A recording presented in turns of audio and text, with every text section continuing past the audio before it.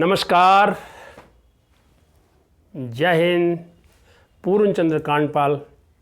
आज 14 अप्रैल है, एक विशेष दिन है। इस दिन देश में कई जगहों पर कई प्रकार से त्यौहार मनाए जाते हैं, पर मैं विशेषकर आज 3 बातों की मैं आपके सामने चर्चा करूंगा। आज पहली चर्चा तो यह है कि संविधान के जो लेखक थे वो डॉक्टर B.R. अम्बेडकर जी का जन्मदिन।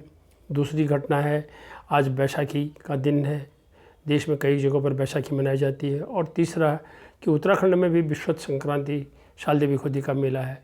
इन तीनों पर मैं बात करूंगा। तो सबसे पहले मैं आपको बता देना चाहता हूं कि आज जो है 14 अप्रैल को उनका जन्मदिन है, जयंती है। संविधान निर्माण समिति के जो अध्यक्ष थे डॉक्टर भीमराव अंबेडकर, उनका जन्म 14 अप्रैल 1891 को हुआ था। वो अनुसूचित जाति के एक परिवार में उन्होंने जन्म लिया। उनके पिताजी का नाम रामजी मालोजी और माँ का नाम भीमाबाई था। और उनकी शिक्षा मुंबई विश्वविद्यालय, कोलंबिया विश्वविद्यालय, लंदन विश्वविद्यालय, लंदन स्कूल ऑफ इकोनॉमिक्स में हुई थी। वो एक महान अर्थशास्त्री थे, समाज सुधारक थे और राजनीतिज्ञ थे।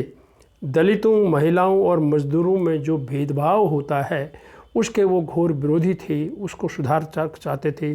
वो छुआछूत और अंधविश्वास के घोर विरोधी थे। वो समाज से छुआछूत को समाप्त कराना चाहते थे और अंधविश्वास को दूर करना चाहते थे।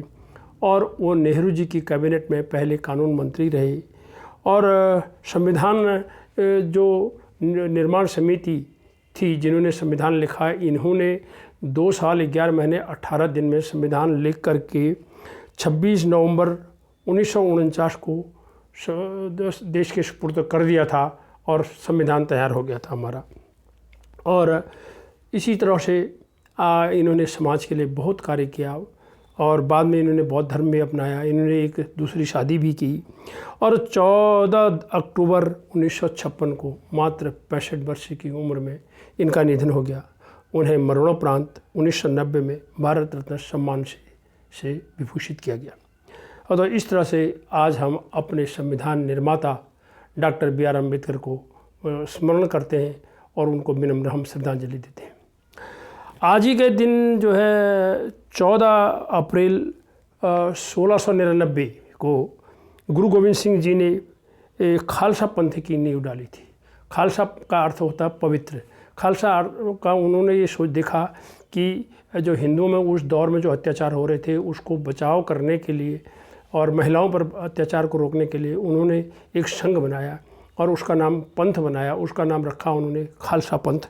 और उसी तरह से तब से ये चलता है कार्यक्रम, गुरु गोविंद सिंह जी के द्वारा स्थापित किया गया।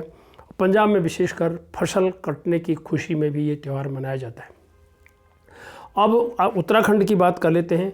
तो उत्तराखंड में वैसे तो फुलदेई कुछ लोग चैत्र के 1 गते को यानी 14 मार्च को मनाते हैं, लेकिन आज 14 अप्रैल को जो कि बैसाखी 1 गते है, आज भी कई क्षेत्र में, कुमाऊं क्षेत्र में फुलदेई का त्यौहार मनाया जाता है।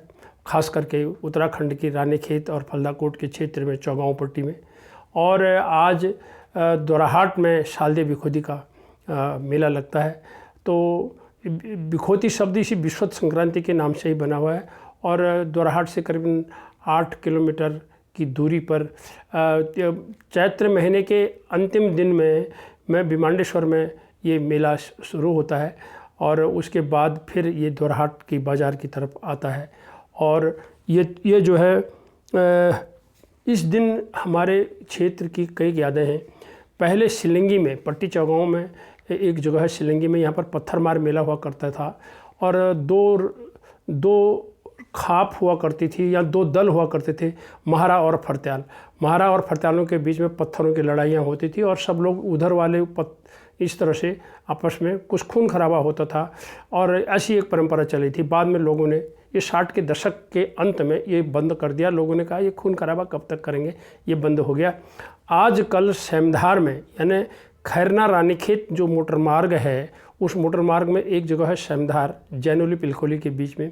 वहाँ पर एक मेला लगता है जहाँ पर स्थानीय दुकानदार आते हैं और कुछ मैदानी क्षेत्रों के दुकानदार भी वहाँ पर जाते हैं और अपना सामान बेचते हैं। और इसी तरह से यहाँ पर जो है बहुत अच्छा मेला लगता है। लोग इसकी बड़ी काफ़ी दिनों से इसकी प्रतीक्षा करते हैं। और शारदीय बिखोदी के भी तरह यहाँ पर शारदीय बिखोदी में भी जो है कई धड़े के लोग आते हैं। वहाँ पर ढोल दमुआ और बाजे गाजों के साथ उस मेले की शोभा बढ़ती है। वहाँ झूड़े भी गाए जाते हैं। इस तरह से आज का दिन हमारे लिए बहुत ही कई प्रकार से जानने समझने योग्य है। इन्हीं शब्दों के साथ आपको 14 अप्रैल शारदीय बिखोदी और बैसाखी की बहुत बहुत शुभकामनाएं। धन्यवाद। नमस्कार।